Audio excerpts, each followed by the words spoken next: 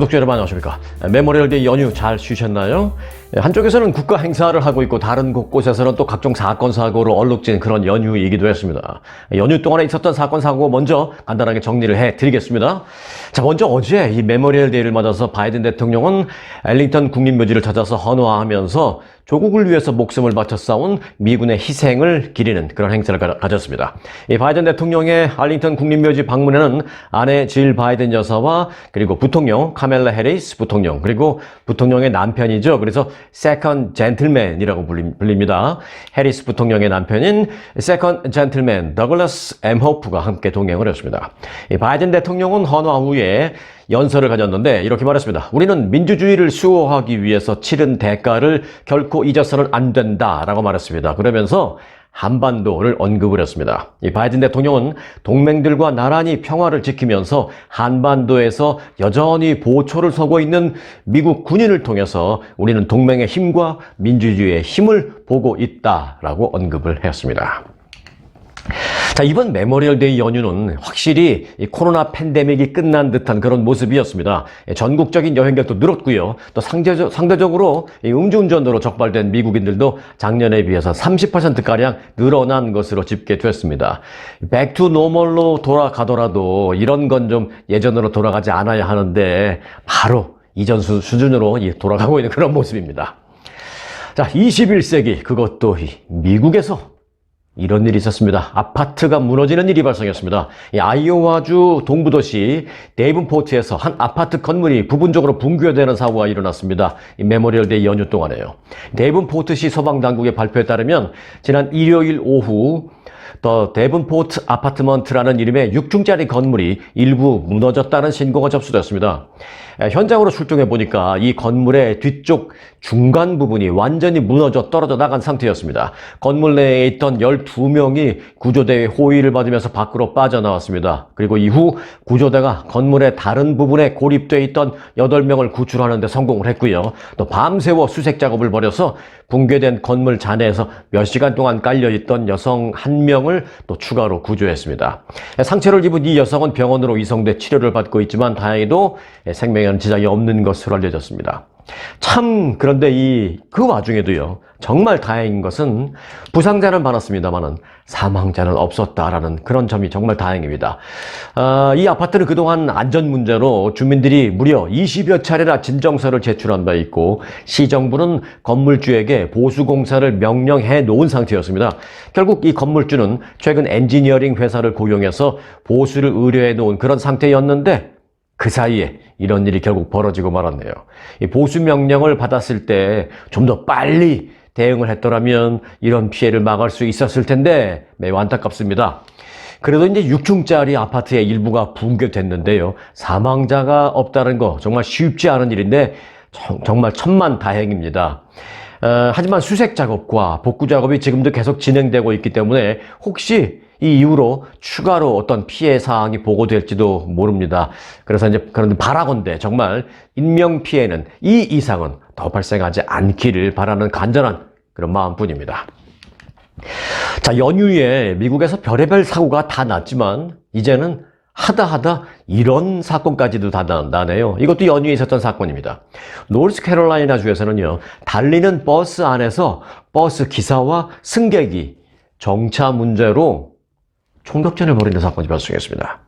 노스캐롤라이나 샬럿에서 토비아스라는 이 승객이 버스 기사인 데이빗 플러드에게 정류장이 아닌 곳에서 갑자기 하차를 요구했습니다. 차를 좀 세워달라고 내가 내리겠다고. 그러나 버스 기사는 당연히 거부했죠. 안 됩니다라고 거부를 했습니다. 이후 이 승객은 버스 기사에게 아무리 정류장이 아니어도 내가 필요해서 그러니 그것 좀 차 좀 세워주는 게 뭐 그리 안 될 일이냐라면서 언성을 높이기 시작했고 버스기사는 당신만 그렇게 해줄 수는 없는 일이다. 또 안전 문제도 있다라면서 두 사람 사이에 실랑이가 벌어졌습니다. 버스는 계속 운항하고 있는 그 와중에요.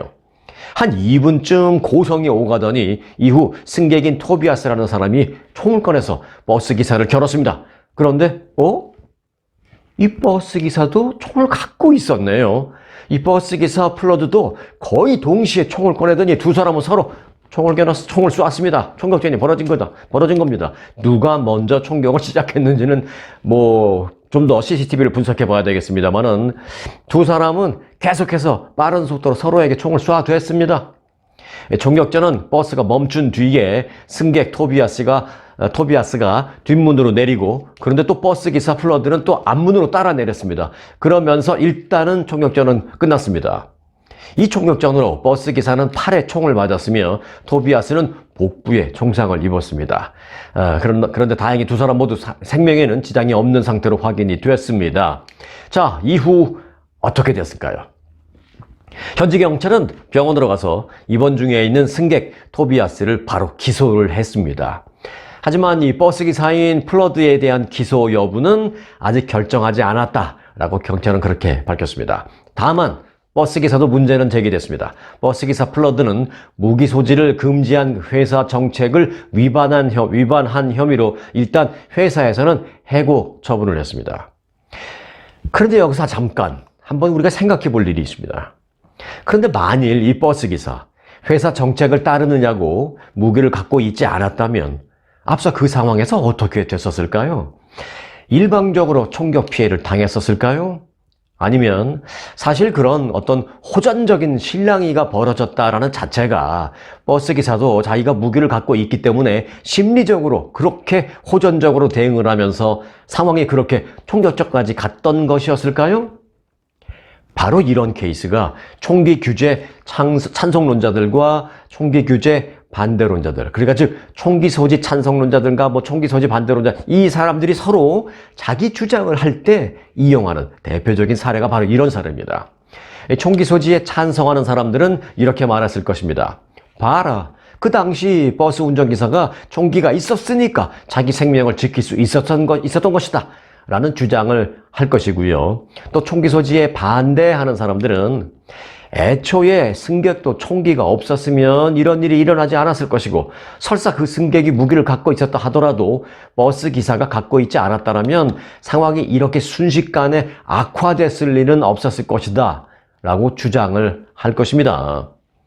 인류 역사상 아직까지도 풀리지 않고 있는 닭이 먼저냐 달걀이 먼저냐의 그 이론과 비슷하게 결국 다람쥐 쳇바퀴 돌듯이 결국 양측의 똑같은 주장이 수십 년째 계속되고 있는 것입니다. 자, 이번 사건 케이스를 접한 여러분들의 생각은 어떻습니까? 여러분들은 어떤 입장이십니까? 쉽지 않죠? 네. 아무튼 사건이 발생한 그 지역이 좀 살벌한 모양입니다. 버스 기사가 아예 셀프 디펜스용 총기를 갖고 버스를 운전하고 다녔다라는 그 자체만으로도 생각을 해보니까 그 지역에 얼마나 살벌하면 버스를 운전하시는 그 기사분이 그런 걸 갖고 다니겠어요. 참 그런 생각도 들기는 합니다. 네, 미국에 거주하고 있는 불법 체류자들에게 궁극적으로 시민권 취득의 길을 부여하는 새로운 이민개혁 법안이 연방 하원에 상정됐습니다.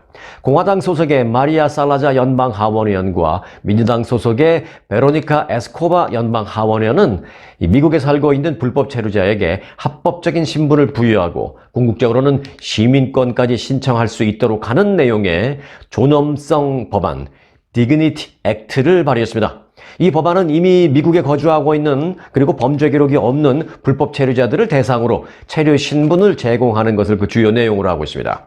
자, 이 법안에 따르면 수혜를 받을 수 있는 사람은 7년간 매년 $700씩 총 $5,000의 수수료를 내면 합법적으로 일하는 것과 또 국외 여행 등을 허용하도록 되어 있습니다. 7년간 1년에 $700씩 모두 $4,900죠. 그걸 내면 합법적으로 일하는 것도 허용해주고 국외 여행도 허용해주게 됩니다. 또 1.5%의 급여세를 내고 자신의 건강보험 비용을 스스로 부담하면 됩니다. 이로 인해서 최대 1,100만 명에게 합법적인 체류 기회가 제공될 것으로 추산됩니다. 거의 대부분은 물론 이 중남미 출신이시겠습니다만은 혜택을 받으실 분들이 사실 따지고 보면 이 미국에 사시는 한국 분들도 사실 적지 않은 분들이 혜택을 입을 수가 있습니다. 자, 그리고 이제 그렇게 7년 하고 난 다음에 7년 후에는 앞으로 5년간에 걸쳐서 $5,000를 더 내겠습니다 라는 조건에 사인을 하면 시민권 취득을 바로 신청할 수 있게 됩니다. 그러니까 이제 시민권 취득은 그로부터 이제 그런 식으로 시작해서 7년 뒤에는 신청을 할 수 있고, 그리고 이제 5년 동안에 5,000불을 더 내는 그런 걸 하죠. 그래서 모두 총 12년 동안에 $10,000만 내면 시민권 취득까지 모두 가능한 그런 법안입니다. 1년에 한 $800 조금 안 되게 그 $800 남짓되는 그런 비용으로 시민권 취득 자격을 얻을 수 있다라는 점에서 이민자 커뮤니티에서는 현재 크게 환영하고 있습니다. 하지만 이 법안이 연방의회를 과연 통과할 수 있을지는 미지수입니다. 연방의회를 궁극적으로 최종 통과하려면 험난한 과정을 거쳐야 합니다. 현재 이 공화, 민주 양당 대결 구도 속에서 합의점을 찾기가 쉽지는 않기 때문입니다. 물론 이 법안을 발의한 의원들은 공화당, 민주당 한 명씩 다 있습니다만은 이게 또 당 차원에서 어떤 당론으로 결정되기까지는 쉽지 않을 전망입니다. 한쪽에서는 당론으로 찬성, 한쪽에서는 당론으로 야야야 반대, 우린 당론은 반대다, 뭐 이렇게 되면 아무리 발의한 의원들 2명이 공화, 민주 2명이라 하더라도 쉽지 않죠. 하지만 일단 획기적인 방안을 제기했다는 것, 이런 것이 제기됐다라는 그 자체만으로도 의미 있는 그런 사실입니다. 어떻게 진행될지 좀 두고 볼 일입니다. 자, 바이든 대통령과 케빈 맥카시 하원 의장이 타결한 부채 한도 협상안에 대해서 공화당의 강경파가 반발하고 있다는 소식은 이미 전해드렸습니다. 이런 가운데 공화당의 대선 주자인 론 디센티스 플로리다 주지사도 비판에 가세했습니다. 반면에 대규모 정부 지출 삭감을 관철하기 위해서는 디폴트도 감수해야 한다라고 그동안 강하게 주장을 했던 트럼프 전 대통령께서는 아직 조용하신 상태입니다. 일단 그 디센티스 주지사는 어제 팍스 뉴스에 출연해서 협상이 있기 전에 미국은 파산으로 향하고 있었는데 이 합의 이후에도 여전히 파산으로 가고 있다 라면서 내 생각에 이번 합의안은 우리를 좀 더 나은 상황에 놓기에는 매우 부적합하다 라고 이렇게 말했습니다.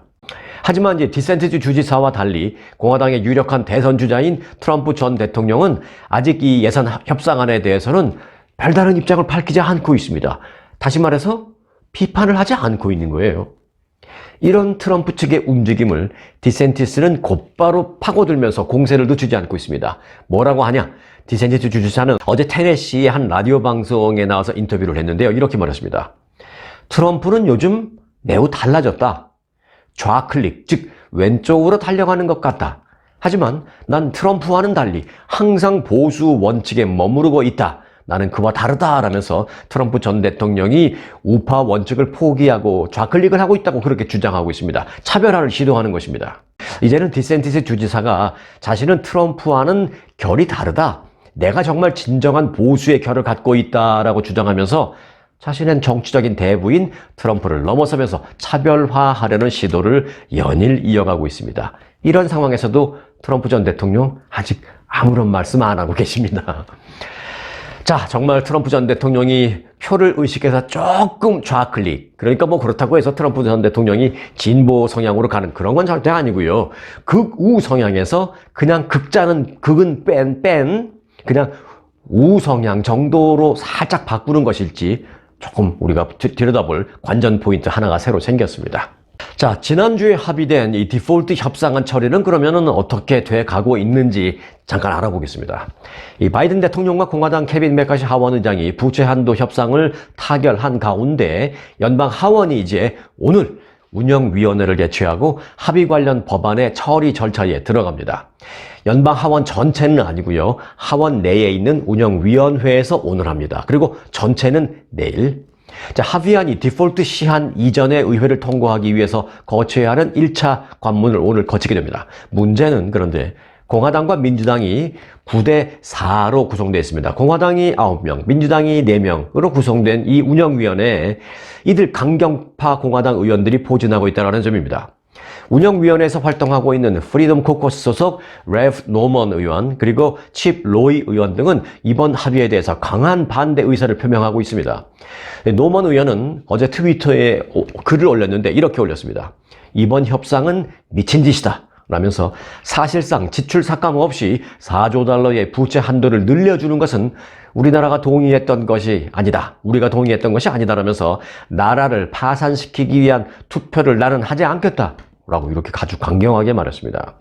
여기에다가 프리덤 코커스 소속은 아니지만 프리덤 코커스 성향으로 분류되고 있는 토마스 매시 하원 의원도 강경파로 분류되고 있습니다. 이 때문에 워싱턴 포스트는 이 하원 운영위원회가 이 협상안을 침몰시킬, 싱크시킬 가능성이 있다라고 전망하기도 했습니다.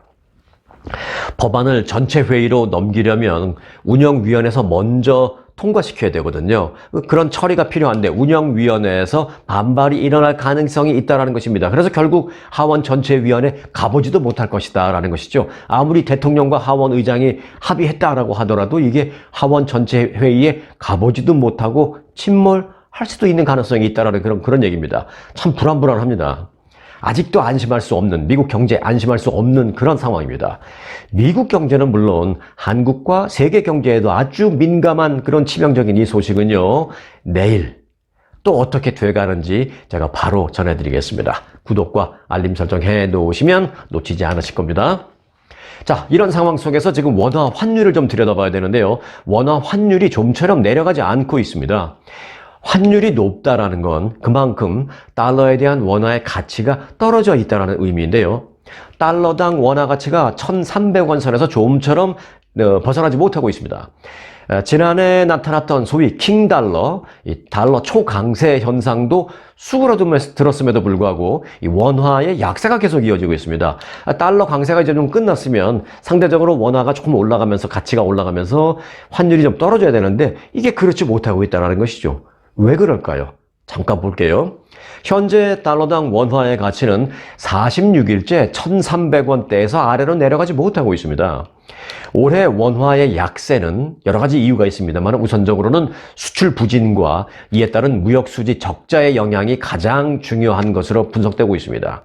한국의 수출이 지금 큰 문제입니다. 한국은 뭘로 먹고 사는 나라예요? 한국에 뭐 기름이 나와요. 무슨 뭐 금덩어리가 나와요. 지금 없잖아요. 한국은 거의 100% 열심히 일해서 수출해서 먹고 사는, 무역해서 먹고 사는 나라인데 지금 수출이 심각한 적자에 시달리고 있습니다. 이게 한국이 지금 당면한 가장 큰 경제적인 문제입니다. 한국관세청에 따르면 올해 1월부터 이달 21일까지의 무역 적자 누적 규모는 무려 295억 4,800만 달러에 이르고 있습니다. 올해의 경우에 원화 약세는 한국 실물 경제 악화에 따른 대외 신인도 하락을 또 반영하고 있다고 봐야 할 것입니다. 이게 무슨 얘기냐? 한국이 그러니까 뭐가 뭐 먼저다라고 할 것 없이 무역 적자가 이렇게 자꾸 심해지니까 한국에 대해서 사람들이 좀 불안불안해 하는 거예요. 한국의 무역 적자가 점차 심화되니까. 자, 저거 우리가 한국에 꿔준 돈 제대로 받을 수 있을까? 뭐 예를 들면 여러 가지 면에서 불안불안하는 거죠. 한국 경제 상황에 대해서. 그러니까 그렇게 불안하게 바라보고 있는 한국의 그 돈, 원화의 가치를 높게 올려줄 수가 없는 것이죠. 그래서 현재의 환율 상황을 상당히 위험 신호로 여기고 있습니다. 수출 반등을 비롯한 한국 정부는, 한국은 경기 회복에 지금 매진을 해야 할, 주력해야 할 그럴 때입니다. 여야로 나뉘어서 티격태격할 지금 그런 여유가 없습니다. 한국. 수출 반등도 시켜야 되고요. 경기 회복을 빨리 시켜야 해서 원화 가치도 좀 올려줘야 되고 수출 적자도 빨리 메꿔야 되는 그런 시급한 상황에 놓여 있습니다. 어제 제가 말씀드렸죠. 한국 조만간 이 대출을 갚지 못하는 부실 대출 폭탄이 터질 수도 있다라는 지금 심각한 여러 가지 위험이 여기저기 도사리고 있습니다. 이것이 한두 군데 터지기 시작하면 대외 신인도가 떨어지고 대외 신인도가 떨어지면 꿔준 돈 빨리 받으려고 몰려오고 이렇게 되면 수출도 더 안 되고 돈 꾸는 것도 힘들고 돈이 안 들어가니까 악순환이 발생하면서 한국 경제에 돌이킬 수 없는 그런 상황이 발생할 수 있습니다. 제가 한국에 대해서 가장 걱정하고 있는 거는 일본 꼴 날까 봐. 일본이 처음에는 최초에 뭐라 그랬어요? 잃어버린 10년이라는 얘기. 제가 한 20년 전에 일본에 가서 신칸센 기차를 타고 이렇게 있는데 그 안에 몇몇 분들이 미국에서 공부하고 가신 분들도 있고 그래서 약간의 영어로 좀 대화를 할 수 있었는데 그렇게 얘기하더라고요. 잃어버린 10년이었다라고 일본. 그때가 20년 전이었어요. 근데 그 후에 일본 경제 아직도 좋지 못합니다. 그래서 잃어버린 20년까지 갔다가 최근에는 잃어버린 30년 얘기도 나오고 있어요. 물론 일본이 한국에 비해서 경제 규모나 이런 거는 뭐 참 크죠. 그런 건 다 인정하지만 그 전 1970년대, 80년대에 비교하면 그렇다는 것입니다. 한국이 지금 1980년대, 90년대까지 괜찮았잖아요. 이제 2000년대 들어서면서 조금 주춤하고 그런 겪고 있는데 2010년까지는 괜찮았어요. 최근 들어서 한국이 조금 약간 어려움을 겪고 있는데 반도체 수출도 지금 심각한 적자에 빠져 있고 한국이 먹고 사는 게 이제 그런 것들인데 그래서 한국이 지금 더 늦기 전에 빨리 경제적으로 회복을 해야만 한다라는 말씀을 꼭 드리고 싶은데 지금 한국이 정치 경제적으로 그 정도 여유를 갖고 있는지 두고 봐야 되겠습니다. 한국 경제는 우리 미국에 살고 있는 한국 사람들에게도 치명적으로 아주 민감한 그런 사안이기 때문에 한국 경제 소식도 빠짐없이 챙겨드리겠습니다. 자, 다음 달 5일 한국에서 재외동포청이 공식 출범합니다. 말씀드렸죠? 그와 동시에 아주 흥미로운 한 디파트먼트가 생깁니다. 뭐냐? 하루 24시간 연중 365일 연중 무휴로 재외동포들이 민원 상담을 할 수 있는 그게 생깁니다. 일명 동포 콜센터가 운영됩니다. 1년 365일 하루 24시간. 이게 왜냐면 이제 전 세계 여기저기 시간대가 다 다르니까 한국에서 일하는 시간을 따로 정할 수가 없는 거죠. 그러니까 미국에서 우리가 뭐가 궁금해서 전화를 할 때 지금이 한국이 몇 시지? 이런 거 계산할 필요 없이 그냥 아무 때나 전화해서 상담하면 24시간 한국에서 전화 받아주는 거예요. 전화번호 제가 좀 이따 말씀드릴게요. 자, 신설되는 재외동포청 동포 콜센터는 모든 재외국민 관련 민원 및 관련 상담과 안내를 제공할 예정이어서 이를 통한 이 미주 한인들의 민원 해결에도 큰 도움이 될 수 있을 전망입니다. 다음 달 5일 오전 9시부터 한국 시간으로 개통되는 이 재외동포청 동포 콜센터의 전화번호는 02-6747 0404입니다. 365일 24시간 한국어, 영어, 중국어, 일본어, 러시아어로 상담합니다. 해외 이주 문제, 국적 문제, 병무 문제, 가족관계, 또 재외국민 등록증 문제 등 이 재외동포 민원과 관련된 상담 그리고 안내를 제공할 예정입니다. 전화번호 혹시 모르시니까 이제 기록해 놓으시기 바라겠고요. 전화번호 앞서 소개를 해드렸지만 이제 02라는 것은 서울 지역 번호이고요. 6747은 그냥 외우셔야 될 것 같고요. 마지막에 네 자리 제가 이제 앞서 0404라고 말씀드렸는데 이건 그렇게 외우지 마시고 0404로 외우시면 됩니다. 왜? 재외국민 영사 서비스, 각종 영사 관련 민원 서비스라고 해서 뒤에 그렇게 그런 상담 전화니까 뒤에를 영사 로 만든 모양입니다. 자, 요즘 미국에서는요, 대학 진학 대신 블루칼라 취업 시장에 뛰어드는 젊은이들이 늘어나고 있습니다. 이 핫한 노동시장 덕분에 청년층 노동자들이 몸값이 올라가면서 굳이 비싼 학비를 내면서 대학에 갈 이유가 없다라고 생각하는 청년들이 늘고 있기 때문입니다. 월스트리트저널이 어제 이를 특집 보도했는데요. 노동부 통계를 인용한 보도였습니다. 내용은 이렇습니다. 미국에서 최근 고등학교를 졸업한 연령층의 대학 진학률이 지난해 62%로 팬데믹 직전이었던 2019년 66.2%에서 또 떨어졌습니다. 미국 청년들의 대학 진학률은 지난 2009년도에는 70.1%를 찍어섰는데 그 뒤에는 계속 내려가고 있습니다. 그래서 지난 10년간 대학 진학률은 약 15%나 감소했습니다. 대학 학위가 필요 없는 청년층의 일자리가 급증했다라는 것도 중요한 이유로 꼽히고 있습니다. 이 코로나19 사태 이후 레스토랑과 테마파크, 이 띠임팍 같은 등 레저와 서비스업의 일자리는 전체 일자리의 2배 이상 늘어났고요. 또 제조업과 물류업도 요즘 일손이 부족한 상태입니다. 그런데 이런 일자리들이 대부분 특별한 학위가 없어도 되는 일자리들입니다. 블루칼라 일자리의 급여이긴 합니다만은 그런 급여가 더 빠르게 증가하고 있다는 사실 역시 미국의 고등학교 졸업생들이 대학을 갈 필요 없다라고 하는 생각을 하게 되는 배경이 되고 있는 것입니다. 이런 가운데 레저와 서비스업에 종사하는 일반 노동자들의 그 시간당 임금은요, 지난 2019년 4월부터 올해 4월 사이에 30% 가까이 올랐습니다. 이 기간 동안 전체 노동자의 평균 임금 상승률은 20%였는데 레저와 서비스업의 상승률이 이보다 훨씬 높은 모습입니다. 학위도 필요 없는 그런 일자리인데도요. 지난해 기준 레스토랑 종업원의 시간당 임금 중간값은 $14로, 이건 예를 들어 LA에서 보시는 사람들은 에게 이럴 수 있지만 LA가 기준이 아닙니다. 미 전국 평균, 미 전국적으로는 어떤 시골, 위스콘신 이런 데는 시간당 임금이 $7, $8 이런 데도 있잖아요. 그런 것에 비하면 이 시간당 임금 중간값은 $14로 연방정부 최저임금의 거의 2배에 육박하는 수치를 기록했다라는 것입니다.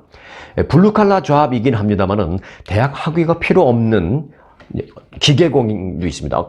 예를 들면 그 기계공은 시간당 23달러 32센트 평균, 그리고 목수 역시 학위가 필요 없습니다. 경험만 좀 쌓으면 되죠. 그 목수는 시간당 24달러 71센트를 각각 버는 것으로 나타났습니다.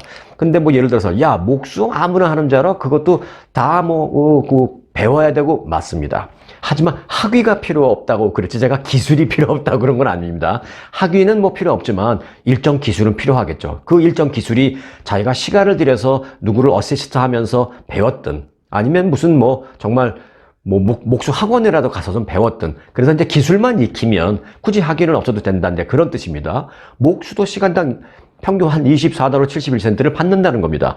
연방 전국 평균에 비해서 얼마입니까? 7달러, 8달러에 비해서 거의 3배 정도 되는 거잖아요. 연방정부 최저임금의 3배에 달하는 그런 임금을 받습니다. 학위 없이. 미국의 노동자 고령화와 팬데믹에 따른 그 이민자 유입이 둔화되고 있다는 점을 감안하면 이 블루칼라 노동자의 수요는 앞으로 계속 높은 수준을 유지할 것으로 전망됩니다. 구인 구직 플랫폼 잡 리크루터라고 있습니다. 이곳의 수석 이코노미스트인 줄리아 폴락이라는 사람은요, 당신이 대학 학사 학위 없이 일자리를 얻을 수 있고 또 임금 상승률도 괜찮다라고 한다면 뭐하러 비싼 등록금을 내고 당신은 대학에 가서 학위를 얻으려고 생각을 하겠는가? 라고 반문을 하고 있습니다. 아직도 이제 우리 그 한국적인 정서로는요, 그래도 대학을 단순히 어떤 시간당 임금 얼마 더 받는 것 때문에 가는 게 아니지 않느냐. 돈으로만 환산할 수 없는 많은 것들이 있지 않느냐. 젊은 시절 정말 인생에 있어서 그런 건 매우 중요하다. 굳이 돈 얼마 더 받고 이런 거 떠나서 라는 그런 생각을 할 수 있습니다만은 또 요즘 젊은이들은 또 그게 아닌 모양입니다. 한국인 젊은이, 난 한국인 젊은이 이름 떠나서요. 특히 최근 대학 등록금이 엄청나게 올라서 사립대학은 1년에 등록금, 생활비 등등을 다 합치면 10만 달러 이상 들어가는 것도 많고요. 주립대학이라고 하더라도 장학금을 받지 않는다면 수만 달러가 1년에 들어가는데 젊은이들 입장에서는 그거 학자금 대출 받아서 졸업한 뒤 10만 불, 15만 불씩 학자금 대출 그거 갚느냐고 평생 고생하느니 학위 없이도 괜찮은 임금을 받을 수 있다면 오히려 그게 더 소위 이제 미국식으로 표현한다면 그게 더 오히려 월딧하지 않느냐라는, 그게 더 오히려 값어치 있지 않느냐라는 생각을 갖게 되는 그런 모양입니다. 어차피 정답은 찾기 어렵습니다만은 일단 지금 세상이 이렇게 바뀌어가고 있는 것만은 분명하다는 그런 생각이 듭니다. 네, 뉴욕시가요, 인종, 성별, 종교, 차별 금지했죠? 뉴욕시만 그런 게 아니라 다 그런데요.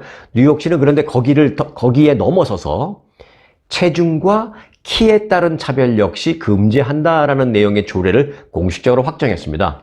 에릭 애덤스 뉴욕시장은 인종, 성별, 종교 차별을 금지한 기존 조례에 체중과 키를 추가하는 내용의 개정안에 서명했습니다. 이 개정안은 직무 수행의 필수적인 기능 수행에 방해가 되지 않는 한 체중과 키를 이유로 개인을 차별해서는 안 된다라는 내용이 담겨져 있습니다. 최근 이 미국에서는요, 샌프란시스코, 워싱턴 DC 등 대도시를 중심으로 체중과 외모에 따른 차별을 금지하는 입법이 이루어지는 사례가 늘고 있습니다. 또 대도시뿐만이 아니라 주정부 차원, 뉴저지와 매사추세츠 주 등 이 주 차원에서도 관련 법안이 발의되고 있는 그런 트렌드입니다, 지금. 그런데 이제 사실 이 차별이라는 게 대놓고 너 키 작아서 안 뽑아, 너 뚱뚱해서 안 뽑아, 이렇게 얘기하는 사람들이 어디 있어요. 그렇게 하는 게 아니고 뭐든 다른 이유를 대서 배제시킨다거나 안 뽑는다거나 그렇게 하게 되니까 사실은 내가 차별 받은 것 같기도 아닌 것 같기도 하고 사실 할 말이 없기는 한데, 그런데 그래도 이렇게 공식적으로 법령으로 만들어 놓는다, 그 자체만으로도 일단 의미는 있다고 하겠습니다. 어떤 의미가 있느냐? 말씀드렸죠? 뚱뚱해서 저 뚱뚱한 애가 게으를 것 같아. 그리고 우리 일은 사무실 일이지만 일어나서 왔다 갔다 좀 하기도 해야 되는데 전 분명히 뚱뚱해서 일어나려고 하지도 않고 게으를 거야 라는 그런 선입견을 갖고 만약에 그 생각으로 이 사람을 안 뽑았다고 칩시다. 그런데 말로는 뚱뚱해서 안 뽑았다고 안 하죠. 다른 이유를 you're not qualified 이런 식으로 다른 이유를 대죠. 하지만 본인은 내가 뚱뚱해서 떨어진 것 같다는 생각을 할 수도 있습니다. 자, 그런데 이제 이거는 법적으로 다퉈볼 만한 소지가 있는 그런 민감한 경우에입니다. 뭐 항상 그렇다는 건 아니고요. 그런데 이런 걸 공식적으로 법령으로 만들어 놓은 게 어떤 의미가 있느냐?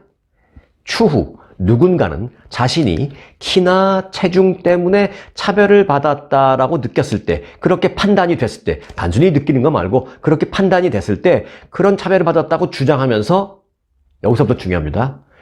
소송을 제기할 수 있는 법적 근거가 마련됐다라는 그런 차원의 의미가 있습니다. 그렇게 받아주시면 되겠습니다. 이걸 뭐 찬성하실 수도 있고 뭐 반대하실 수도 있습니다만은, 찬반을 떠나서 또 호불호를 떠나서 제가 볼 땐 그래요. 그런 어떤 소송을 제기할 수 있는 법적 근거를 시정부 차원에서 마련해 줬다. 저는 그렇게 판단합니다.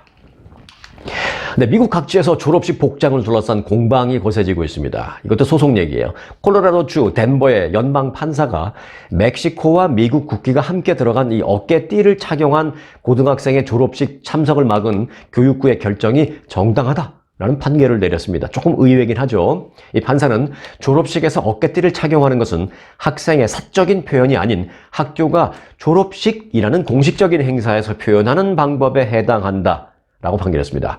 여기서 또 제기되는 게 수정헌법 1조죠.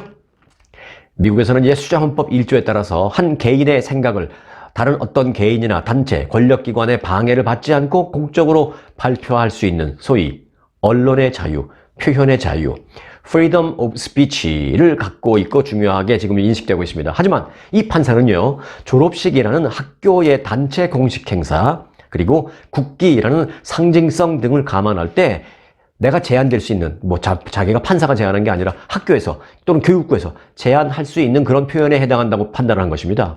자, 이 케이스는 최근 콜로라도주 웨스턴 슬로프에서 학교를 다니던 그 나오미 빌라사노라는 그 한 졸업생이 제기한 케이스입니다. 한쪽에는 멕시코 국기, 다른 한쪽에는 미국 국기 문양이 새겨진 그 어깨띠를 메고 졸업식에 참석할 예정이었습니다. 그런데 학교와 교육당국이 이를 금지하자 가처분 신청을 제기했습니다. 빌라사노는 나는 100% 미국인이자 100% 멕시코 사람인 200%의 인간이다 라고 항변을 했습니다. 또한 그녀의 변호사는 교육당국의 결정은 빌라사노의 표현의 자유를 침해한다라고 주장했습니다. 하지만 교육부 측의 변호사는 아메리카 원주민 복장을 착용하고 졸업식에 참석하는 것은 가능하지만 국기 착용과는 명백히 다르다라고 반박했습니다. 학교 행사에 국기를 표현하는 나라를 표현하는 국기가 불필요하다라는 주장인 것입니다. 교육당국은 졸업식에 참석하는 학생은 졸업식 가운과 졸업 모자를 착용해야 한다는 복장 규정을 내세웠습니다. 반면에 학생은 교육부의 복장 규정이 표현의 자유를 위반했다라면서 반발하고 있는 것입니다. 자, 표현의 자유 항상 어디든지 해당되고 있는데 이 표현의 자유를 억압받았다라고 외치는 이 졸업생의 생각과 여러분들 생각은 또 어떤지 모르겠습니다. 한쪽은 멕시코 국기, 한쪽은 미국 국기. 이게 이제 허용이 되면, 판사의 얘기는 이렇습니다. 이제 이게 허용이 되면, 그러면 앞으로 다, 한쪽은 미국 국기, 한쪽은 한국 국기, 한쪽은 미국 국기, 한쪽은 독일 국기, 이런 식으로 다 하고 나온다면, 그게 학교 졸업식이냐, 국가 행사지? 이런 식의 얘기가 이제 판사입니다. 학교 졸업식은 학교 졸업식답게 학교와 관련된, 또는 교육과 관련된, 나의 개인적인 정체성 이런 것에 관련된 건 되지만 국가를 상징하는 국기를 메고 나올 필요는 없지 않느냐라는 그런 판사의 판단이었습니다. 여러분들의 생각은 어떤지도 모르겠습니다. 생각은 다 다르니까요. 자, 중국이 비행기를 만들었습니다. 그것도 여객기를요. 여객기 자체 생산을 추진 중인 중국이 대형 여객기 첫 상업 비행에 성공했습니다. 중국 국영회사인 중국 상용항공기가 개발한 C919는 기내 통로가 하나인 중형 여객기로 164인승이며 대당 가격이 약 1억 달러인 것으로 알려진 여객기를 개발하는 데 성공했다고 밝혔습니다. 자국산 상업용 여객기의 첫 비행 성공에 중국 홍차오 공항과 서우두 공항에는 이 대형 레드카펫이 깔리는 등 자축 분위기가 중국 대륙을 뒤흔들었습니다. 중국 관영 CCTV는 승객들이 C919에 탑승하는 모습부터 서우두 공항에 착륙해서 승객들이 내리는 모습을 실시간으로 중계 방송하기도 했습니다.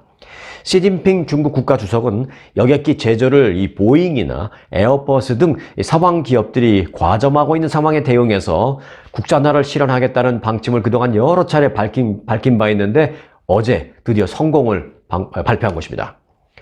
오는 2025년까지 제조업 초강대국을 실현하겠다는 중국 제조 2025의 이 목표에는 항공기도 포함되어 있습니다.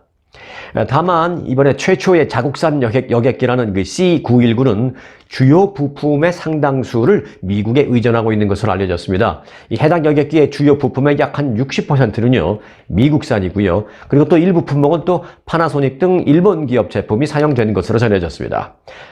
부품 대부분이 미국산이니까 진정한 의미에서 중국산 비행기라고 할 수 없다라는 걸까요? 아니면은 그렇게 부품을 가져와서라도 만들 수 있다는 게 대단한 것이다 라는 말이 맞을까요? 사실 생각해보면 한국도 과거 일본의 자동차 한 대를 갖고 와갖고 현대에서 그랬다는 거 아니에요.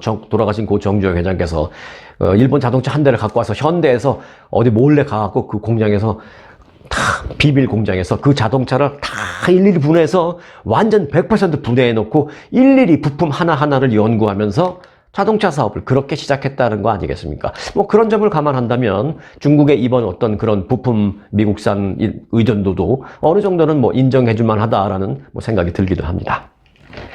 자, 이어서 보너스 뉴스 전해드리겠습니다. 오늘 보너스 뉴스의 제목은 제가 이렇게 정했습니다. 한국 가서 치료받을까? 라고 제목을 정했습니다. 한국 정부가 오는 2027년까지 한국에 방문하는 외국인 환자를 70만 명 유치한다는 목표를 세우고 출입국 절차 완화 등등 각종 정책을 추진합니다. 보건복지부도 외국인 환자 유치 활성화 전략을 발표했습니다. 자료를 보면 지난해 한국을 방문한 외국인 환자는 24만 8천 명으로 2021년 14만 6천 명보다 70% 급증했고 코로나 이전인 2019년에 49만 7천 명에 비해서 절반 수준을 회복했습니다.